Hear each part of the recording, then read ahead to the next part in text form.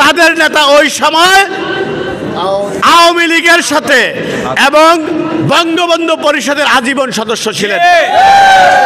আমি ব্যক্তিগতভাবে জনাব তথাকথিত এমপি সাহেবের সে বাংলাদেশ জাতীয়তাবাদী দলের ক্ষেত্রে আমি সিনিয়র, আর আমার নেতা আলহাজ এম এ হান্নান সাহেব তো তার গুরুর গুরু।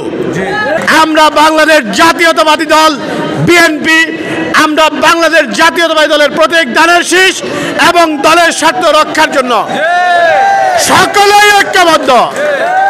কেউ আমাদেরকে কখন থেকে রাজনীতি করি, আমাদের রাজনৈতিক বয়সে কিছু কিছু ছেলে পেলে দেখি লেখে, আমি বিশ্বাস করি আমরা যখন থেকে রাজনীতি করি তাদের জন্ম তখন হয় নাই, এবং তাদের যে নেতা, আমি বিশ্বাস করি, আমি আমার নেতার কথা বলবো না, আমি যখন থেকে রাজনীতি করি তাদের নেতা ওই সময় আওয়ামী লীগের সাথে এবং বঙ্গবন্ধু পরিষদের আজীবন সদস্য ছিলেন।